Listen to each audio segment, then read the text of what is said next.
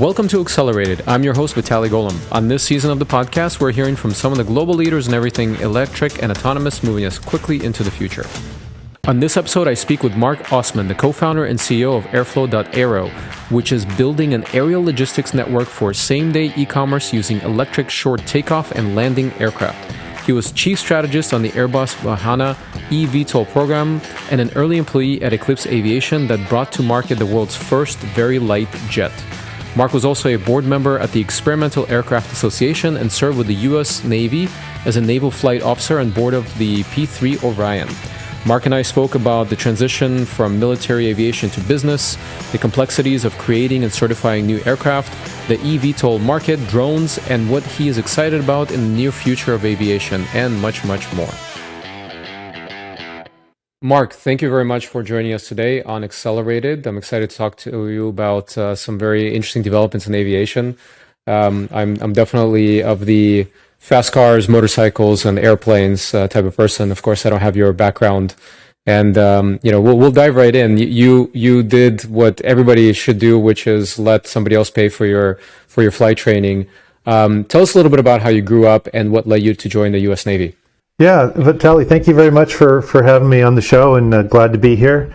Actually, my dad was an airline pilot. My mom was a stewardess, and so I've always been around aviation my whole life. All of my parents' friends were involved with aviation, and I got the bug in college. So actually, I did pay for my flight training. I guess, and the Navy paid for it the second time around. But the first time around, I took ground school as one of my elective classes in college. And then I talked my dad into paying for some of the flight lessons, and then I also pumped gas out at the airport. And at the time, I was making about $6 an hour pumping gas, and airplanes were $30 an hour to fly. So it was 5 hours of work for 1 hour of flying, and to me, that was a great trade-off. That's definitely a good trade-off. Yeah, these days it's a little more. It's probably $250 an hour. If you include the CFI with you. And I've done ground school a couple of times, and then I just forget everything and have to do it all over again. It's a pretty complicated thing to keep in your head. Yeah, the best thing is to do ground school while you're flying, and then they reinforce each other, and it really goes quickly that way. That's right. Now, you made a transition. You spent a number of years in the military, and you made a transition to business. Can you tell us a little bit about how that process worked? Yeah, so I flew in the Navy and flew P-3s out of Barbers Point, Hawaii. And did 2 deployments to the Middle East while I was there. And then in '93, I still had a few years left. And at the time, they offered us a chance to get out early. And so it was either a choice of going to do shore duty or to go to business school. And so I chose to go to business school. And so that was really my transition, was to get an MBA. And what was really a little surprising to me was that a lot of people in the MBA program were there because they were in a transition period in their life. There were people like me who were coming from the military into civilian life. There were people who kind of hit that glass ceiling or didn't feel their career could really advance anymore. And the MBA was a way for them to kind of get a get out of jail free card and do a restart and see what the future might hold in a little different career path. So that was a good way for me to move from the military into civilian life. Yeah, it's very interesting. I know I have a lot of friends who've got stuck in the military. One thing leads to another, and they're there for 20 plus years. And then it's always difficult. It's a very different lifestyle to transition. But you did it quite early on. It really is a different lifestyle. It was for me. It was exciting as a young single person, but I didn't really see it as something I wanted to do as an older person, especially with a family. I certainly have a lot of respect for the people who do make that decision and want to stay in longer, but it's a very individual decision. And so, for me, I was really in there to fly aircraft, and when I had to move to shore duty. And the military was drawing down at the time. It was the peace dividend, and had a chance to get out early and go to school, and that's what I chose to do. Very good. Now let's shift gears a little bit and talk about Eclipse. So for those who don't know aviation too much and are trying to learn, Eclipse was a very special company because it created the new very light jet concept classification where a single pilot could fly the plane, whereas before you needed mostly dual.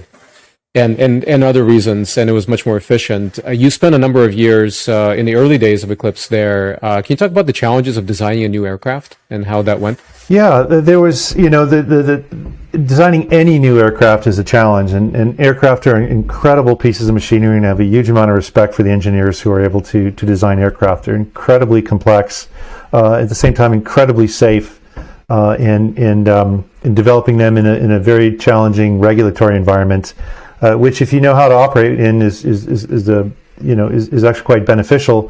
When you think about the air traffic system today, we have tens of thousands of aircraft operations every day in the United States, and you rarely hear about crashes. So it's really amazing about the level of safety that's in aircraft. Now, going back to Eclipse, Eclipse was really started because of some new engines developed by a company called Williams International. And Williams had made cruise missile engines, so they were experts in building a very small turbine engine. And the idea was that if you could take this turbine engine that was significantly smaller, lighter, and more efficient than traditional turbine engines of the time, and even today, then you could build a very small jet around that engine, and you could then move from propeller-driven aircraft to a jet aircraft, and do it at a very low cost of operation, and therefore the tickets would be low cost. And the idea with Eclipse was to not only develop a jet, but to change the way we travel and to be able to effectively compete against driving over these longer distance of several hundred miles. And so it was really an exciting opportunity. And just like today, with electric propulsion, we're seeing a whole new generation of aircraft. 23 years ago, Eclipse was started with the idea that this very small turbine engine could create a whole new generation of aircraft, which came to be known as very light jets, and would be significantly smaller and much more cost efficient, or lower operating costs than the jets at the time, and even the jets of today. So that was really an exciting opportunity.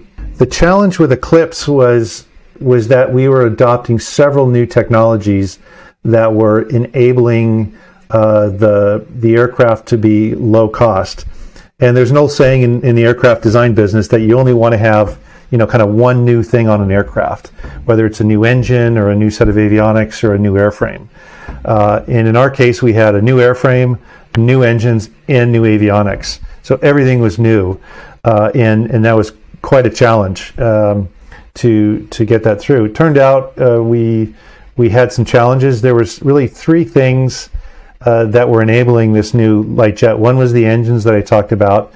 The second was a process called friction stir welding that allowed you to join two pieces of sheet aluminum together. Rather than riveting them or bonding them with a glue, you would basically plasticize the aluminum, and it would sort of melt the two pieces together, to explain it in a simple fashion.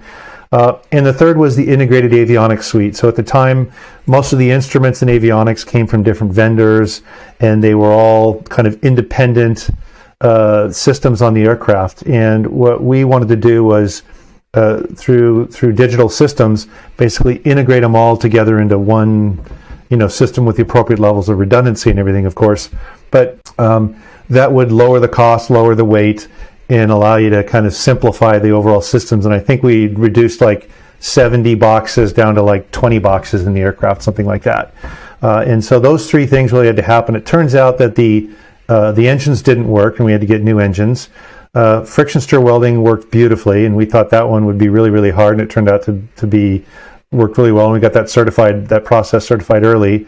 And then the integrated avionics turned out to be didn't work as expected, and there were some challenges there, and we had to kind of redo that whole system as well. So while the aircraft was being developed, it kind of went through some open heart surgery where some major systems had to be replaced. And in aircraft, everything is very, very sensitive to where the weight is, where the mass is located, and where the different systems are located. So putting on new engines, new avionics was not a trivial process. But we barely got through that and got through it, and then started shipping the aircraft. So the challenge of designing that aircraft, I think, was that probably took on too much. And I think that's a lesson for what we're seeing today. There's certainly some electric aircraft where every system on these aircraft is brand new. And I think that's going to create quite a challenge for these companies to really tackle all those fronts at the same time. That's really interesting. I think we'll come back to that question in a little bit as far as kind of the future of aviation.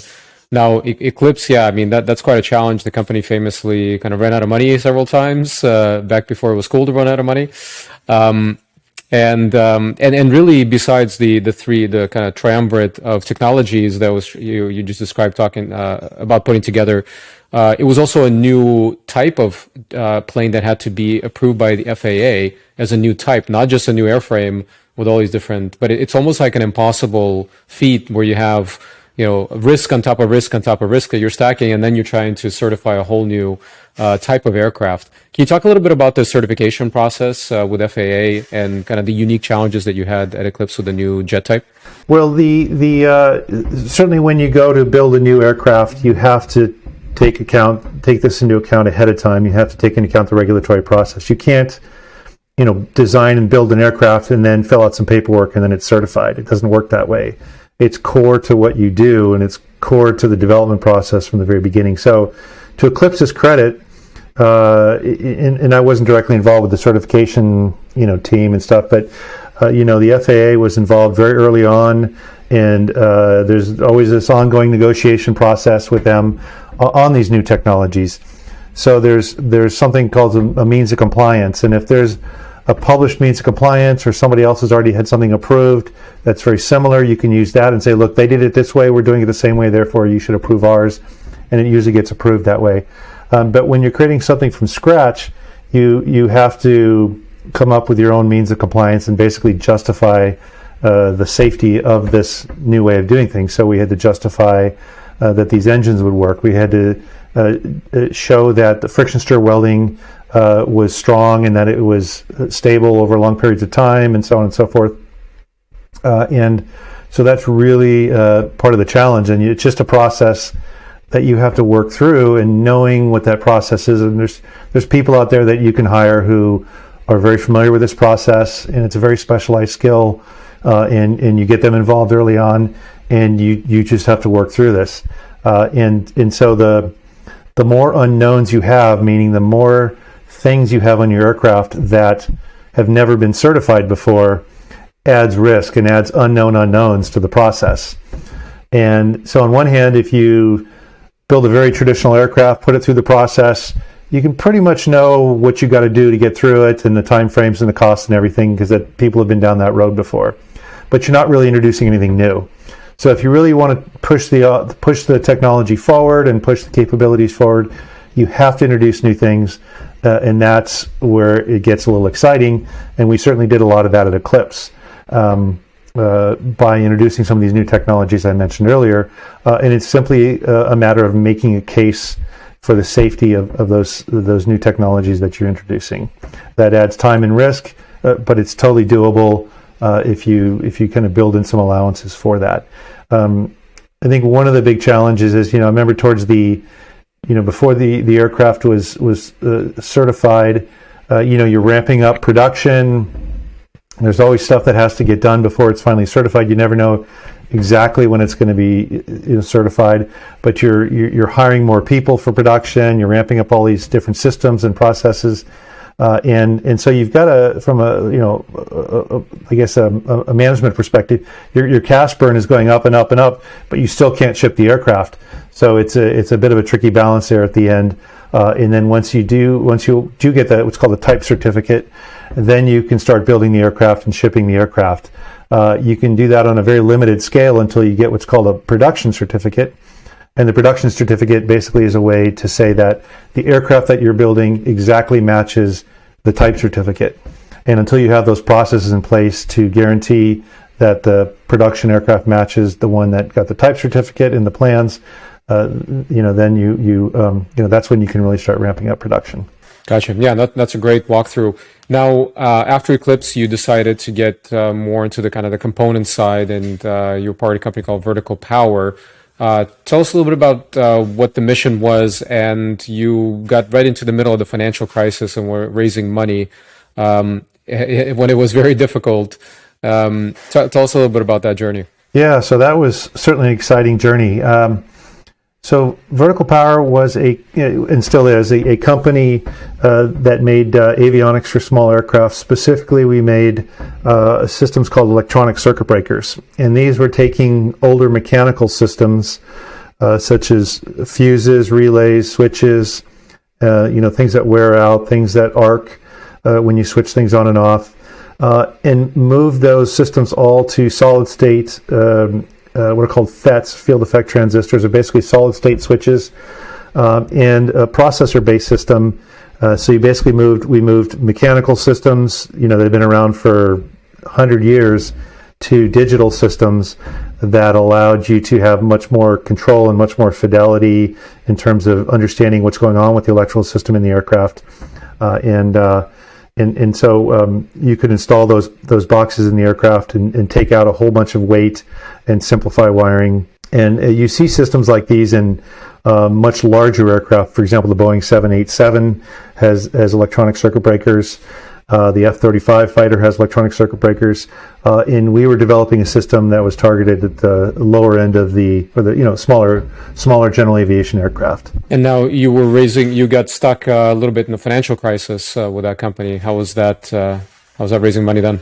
Yeah, we did. So we started in 2006 and shipped our first product towards the end of 2007. So a year and a half or so in development, plus some time before that, nights and weekends kind of thing. And, then the financial crisis hit, and we were just starting to raise our second round of funding at that point. And so we really had to respond to that. That was certainly interesting. It took quite a while. We were able to secure a bridge loan in the interim to get through that until we were actually able to close a round of funding. We had to kill off some products, kind of the higher end products that were the lower volume products, and really focus on the higher volume products where we thought that the growth was going to come from. It turned out to be the right decision. We ended up, 98% of our revenue ended up coming, in the future years came from those products that we kind of, when we thinned the herd a bit and really focused, and we had to lay some people off. Certainly was a challenge getting through that, but I think we ended up as a stronger company and a better company after that. So the industry still kind of struggled to grow after that for quite a while. I mean, right now it's going gangbusters, but we kept things growing and grew it a bit, and then were able to find a really great company to acquire us. It happened towards the end of 2013, and so now we're sort of part of this family of products, and then it was time for me to move on after that.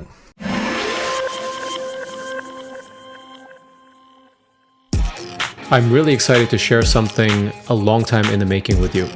My first online course. Over the years, I've trained thousands of founders through my book, Accelerated Startup, and my infamous Pitching Like a Boss workshops and keynotes. Like I've done for thousands of founders, I will teach you how to pitch like a boss. And for the first time ever, I will be doing it in a cohort-based online course. This is the world's most comprehensive and intensive course for entrepreneurs and future founders on pitching. It will help you craft the perfect pitch for investors and customers. It will also help you master public speaking. Get funded, communicate your vision to grow your team, and dramatically improve sales of any product. Check out golomb.net/pitching, that's golomb.net/pitching for more information. See you there.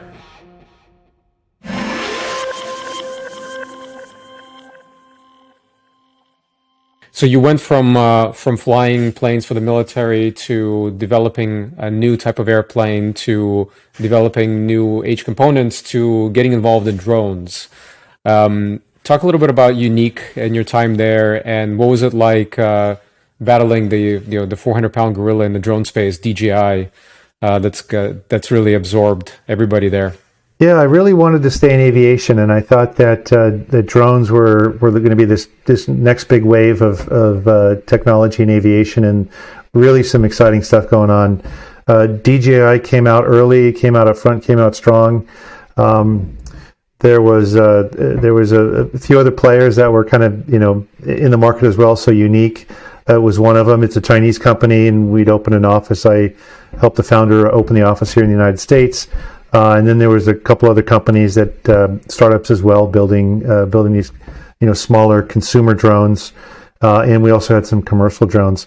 It was really interesting. When I got done with vertical power and was moving on, thinking about what to do next, a friend of mine who's a pilot introduced me to the owner of Unique, who's also a pilot, and we met in Los Angeles, over in Ontario, in that area, and he had a helicopter, and so he said, "Hey, you want to go flying?" So we hopped in a helicopter and met some of his friends over in Santa Monica Airport for dinner.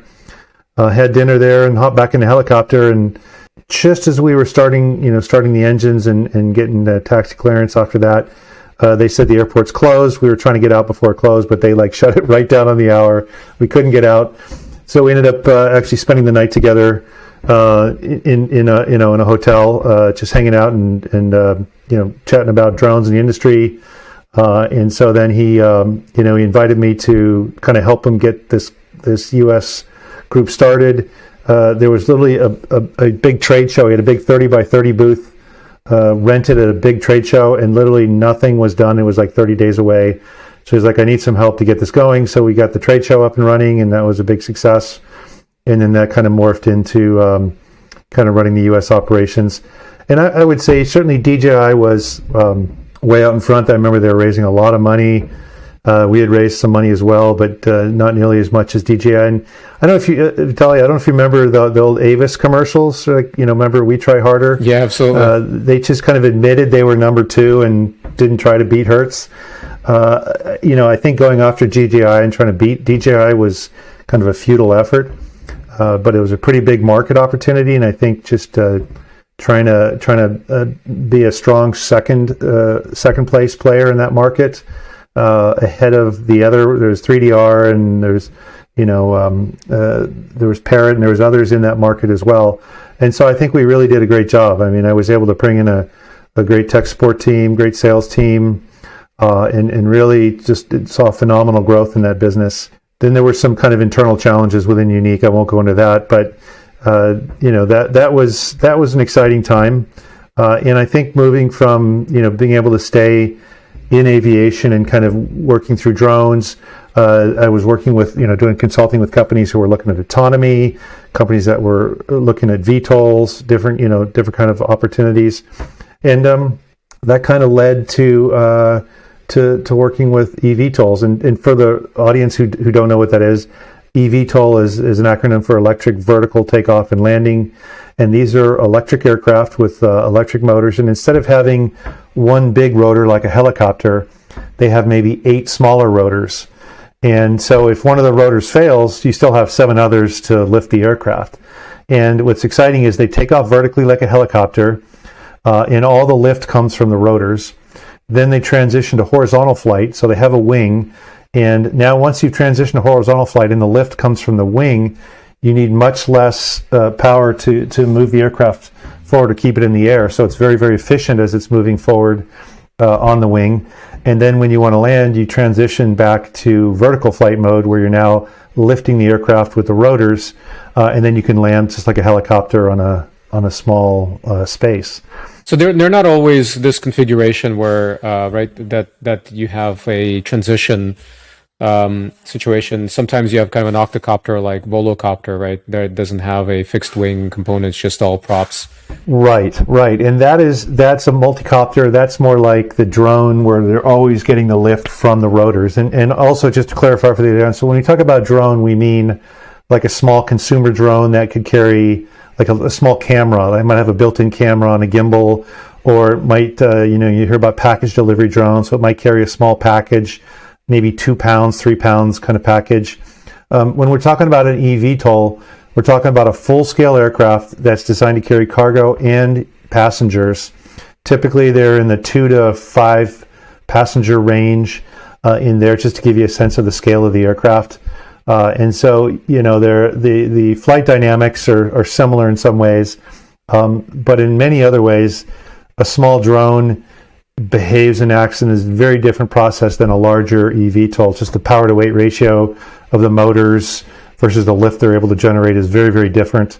And then, of course, when you're a consumer product like that versus a product that carries human beings, overpopulated areas, you can imagine the safety standards and the engineering that goes into the larger aircraft is much more rigorous. Yeah, and I've noticed even over the past few years, just flying, little consumer drones, even higher performance ones, they're starting to kind of crank up and make sure that everything conforms to aviation standards. They have all the warnings, the no-fly zones with the airports, so that's getting a lot more attention. It's good to see that. You went from drones to VTOLs, so it seems like kind of upsizing, getting back into the air. You worked on the Airbus Vahana project. Talk a little bit about that and what ultimately, why it ultimately didn't come to market. Yeah, well, the short answer of why the Airbus Vahana didn't come to market is that it was never intended to come to market. And for the benefit of the audience, Airbus set up a Silicon Valley outpost to explore new technologies, and it's called A-Cubed. And A-Cubed methodology is to stand up maybe a handful of projects at one time, and they will hire a team of people to develop this project. And there are projects looking at new manufacturing technologies. There's another one looking at next generation air traffic control systems for drones and urban aircraft. There's another one looking at per seat on demand operations and what are some of the issues around that. In our case, our goal was to build a full-scale electric vertical takeoff and landing aircraft, and just to really do it, to learn what we needed to learn. And so we built a simulation environment, we built subscale models, and we built 2 full-scale aircraft and flew a total of about 140 flights. It was a very successful program.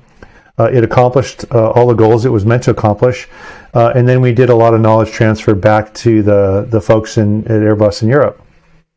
And to this day, Airbus just recently announced a new eVTOL project out of Europe, and that's a combination of the work we did and other teams within Airbus did, informed that new eVTOL that they're developing right now. That's great. Yeah, so that's. It was. I can certainly understand the confusion there. It was always meant to be a technology demonstrator, and really production aircraft come out of Europe, particularly for Airbus. And the purpose of A-Cubed is to explore these new technologies, and a lot of stuff you can only learn about it by doing it. So that's what the point of it is, and bring some of that Silicon Valley thinking to bear. And so it was really it was a short-term project, but it was really exciting. And that's where I met my co-founders for the company that we're growing right now, called Airflow.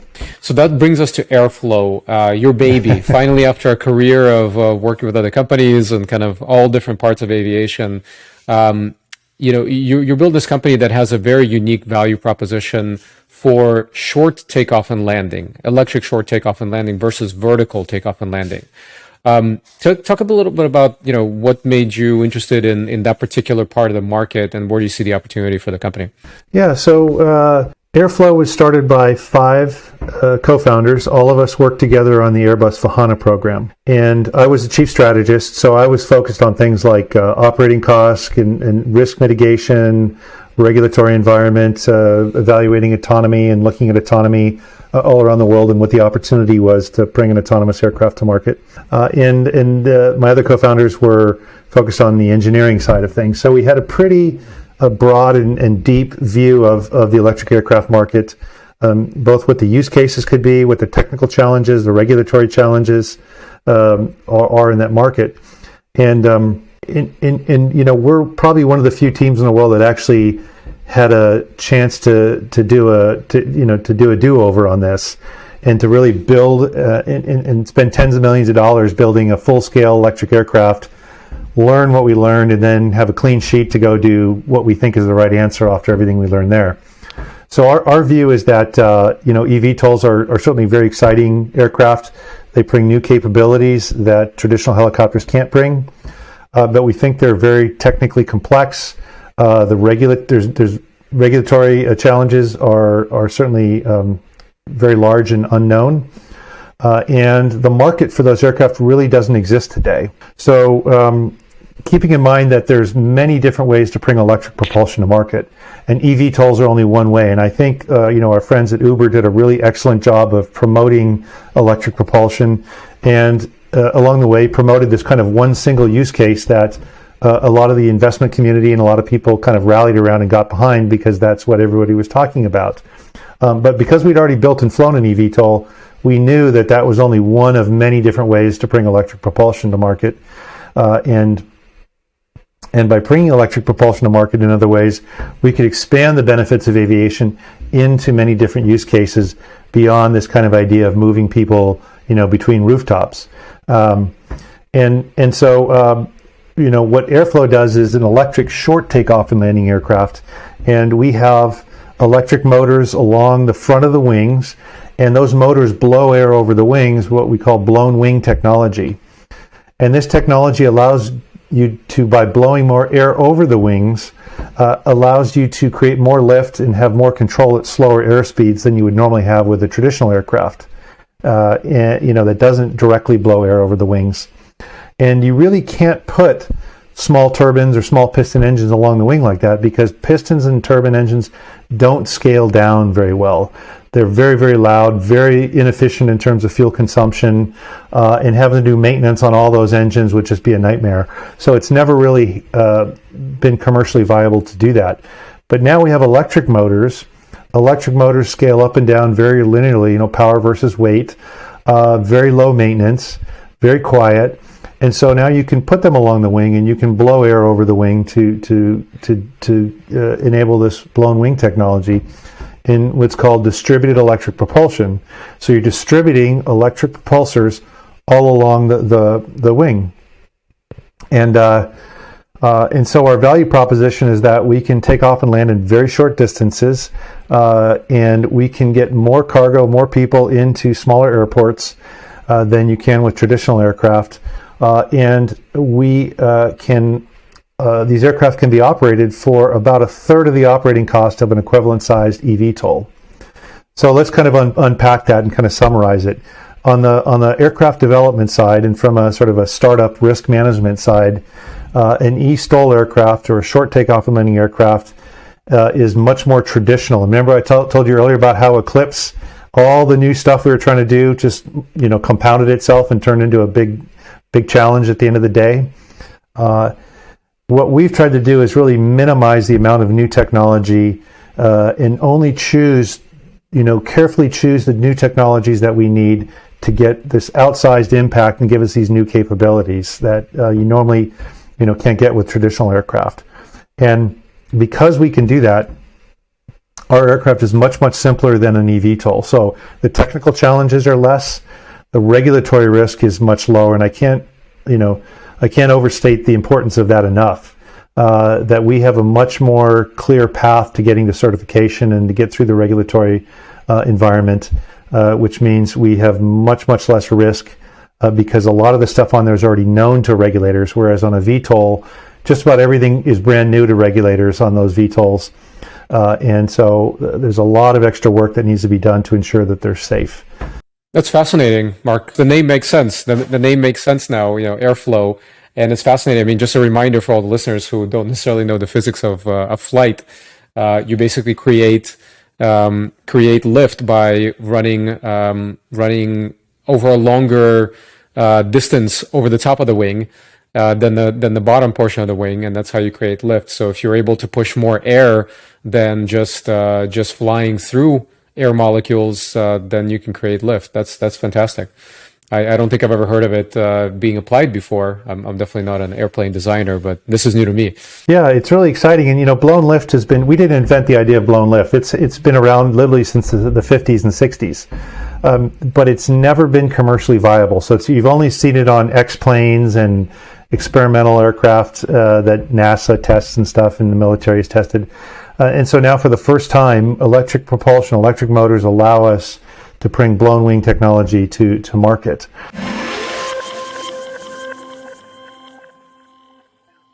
When companies start to catch fire and blitzscale and look for capital to fuel that growth or look to find the right exit strategy, they often seek the counsel of investment bankers. At Drakestar Partners, we work with some of the leading companies in global tech on capital raises, M&A, corporate carve-outs, SPACs, and much more. And we're pretty good at it. Our team of over 100 technology sector experts across 9 offices in 6 countries is comprised of not only career bankers, but experienced executive venture investors and technologists. Drakestar Partners is the #1 ranked and fastest growing mid-market investment bank across US and Europe. While I focus on mobility and energy transition sector, along with all things Silicon Valley, my partners from the Pacific to the Atlantic and around the world lead in software, media, communications, and everything in between. Learn more about us at drakestar.com.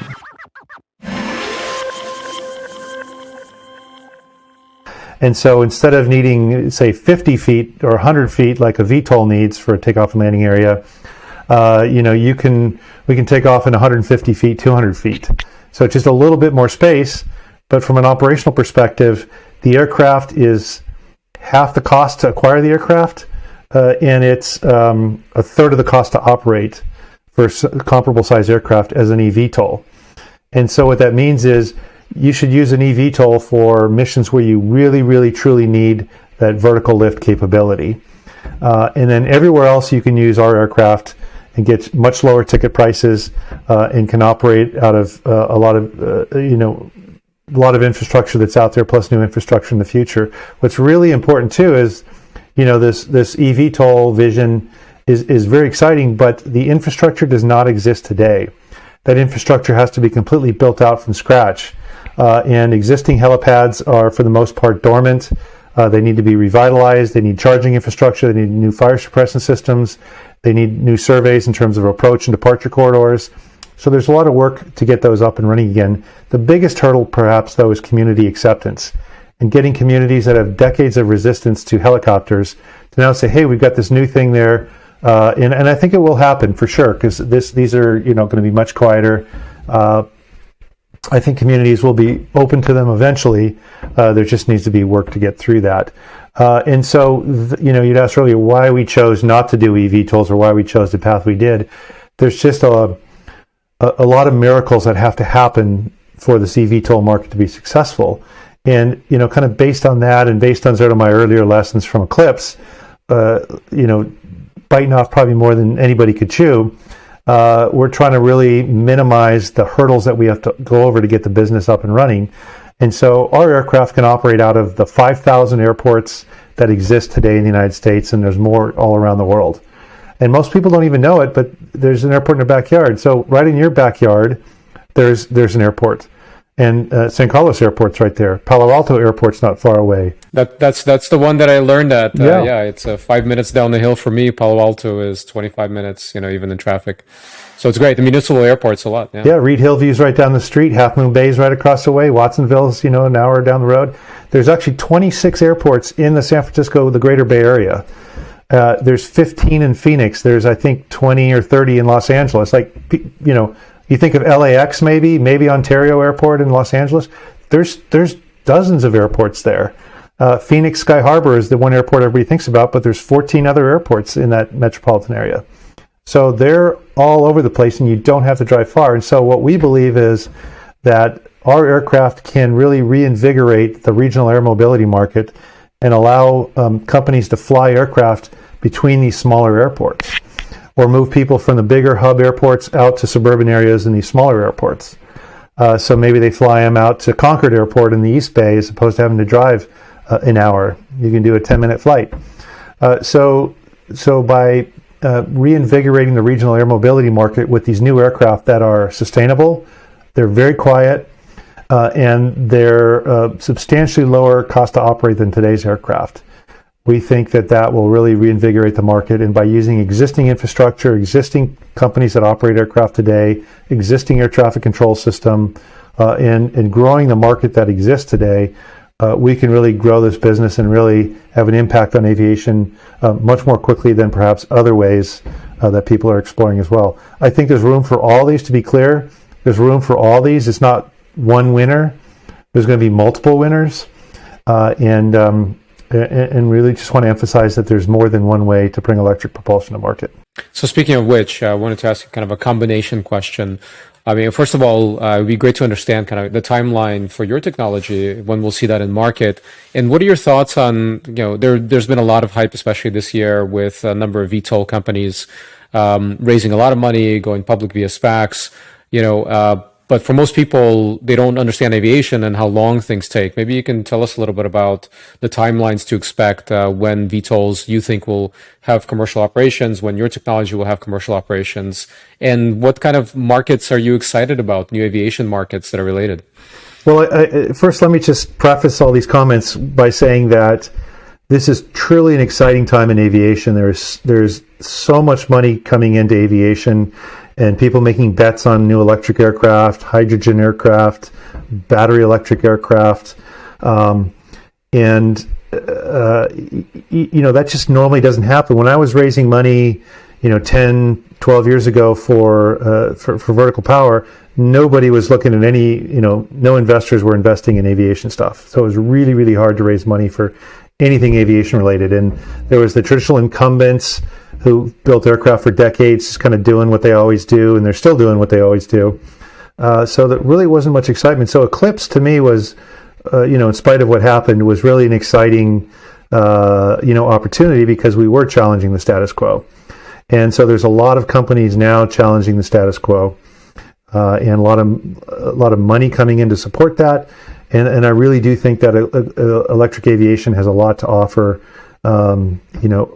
Urban people moving around urban areas, people moving urban to suburban areas, just moving around local regions. And so electric aircraft aren't replacing the big Boeing jetliners, but they will, I think, substantially grow the market for another form of transportation, within your regional area. So we're saying our entry into service is 2025 for aircraft. eVTOLs are saying 2023, 2024. I don't know. There's so many unknown unknowns, and I think there's a lot of optimism. I can certainly understand that they want to share these optimistic timeframes with investors. If they shared longer timeframes, investors would be less likely to invest. But it's, in my view, highly unlikely that there'll be any kind of large-scale commercial service or even small-scale in 2024. So I don't really know. It's because we talked earlier about the unknown unknowns on the regulatory side. I'm 100% convinced the engineers can kind of work through any of the challenges that they have. But there's a lot of optimism around, ranges that are out there in terms of how far they can fly, in terms of delivery dates, in terms of how quickly they'll ramp up. So I think they're great opportunities. My concern is that people will be disappointed because of the expectations that have been set, which are perhaps not realistic. It's not that the product will be awesome, I'm sure. But we have to kind of, somewhere along the way, we're going to have to reset our expectations. And if we can do that in a way that doesn't sour the investment community, I think we'll be okay.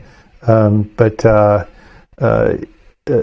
it will happen. So we think that our time frame has less risk of being delayed. The eVTOLs in general, I think, have a much higher risk of being delayed than something like ours, which is more straightforward. Little side story that I think is kind of interesting. So there's another gentleman who headed up the program. Boeing acquired his company, and they built an eVTOL for Boeing. Our team built the eVTOL for Airbus on the A-Cube program. He left that eVTOL program to start a company. We left Airbus to, when the program was over, to start our company. We both started eSTOL companies completely independently of that. And when we compared notes, we both came to the exact same conclusions about regulatory risk, technical risk, operating cost, all the market opportunities, completely independently. And so the two teams that have both developed eVTOLs for Boeing and Airbus have now left to go do something similar but different from what they were doing before. Which That's is kind very of interesting validation. Yeah, that really you stumbled on. Yeah. Really is. So it kind of gives us confidence that we're going down the right path to do this. And again, there's room in the market for all the above. we just think that that our approach is more practical, still addresses a huge market opportunity, but much less risk on all fronts along the way. So we're really excited about this. I'm really excited about how electric aircraft can really expand the benefits of aviation, and really be able to just create another alternative way that people can move around.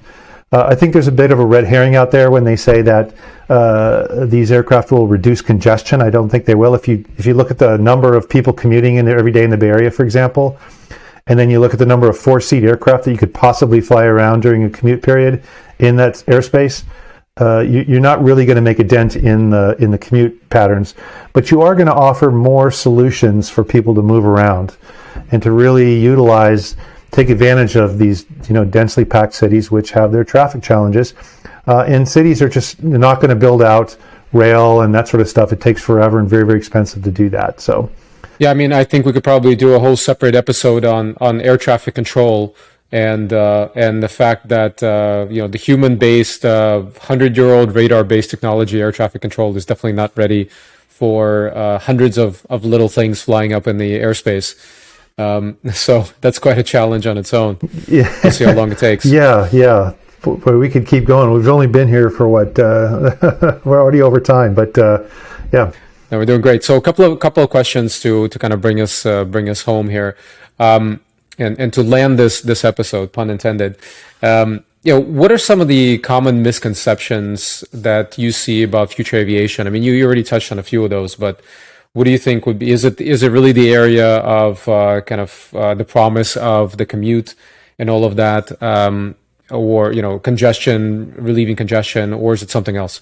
I think the misconception is about what we talked about earlier, which is expectations for how quickly this is going to happen. It will happen. These are going to be wonderful aircraft. I just think it's going to take longer than sort of everyone's expecting. And so the misconception that we'll be doing this in a couple of years is I guess the thing that concerns me the most. And when it does happen, it'll be wonderful. And over time, costs will come down even more and more. Like there's a real future in electric aviation, and I just hope that some early setbacks won't taint the long-term hope for this market, because there really is great opportunities long-term. Yeah, it definitely feels like autonomy did, 5-6 years ago, when everybody thought, "Hey, it's just around the corner." But in reality, there's a lot more to go. Yeah. Autonomy is an exciting part of the future as well. Autonomy on aircraft, and that will happen too. It's a bit out still, but it will happen, and it will be exciting. In a certain sense, it's actually easier to autonomously fly than to drive, right?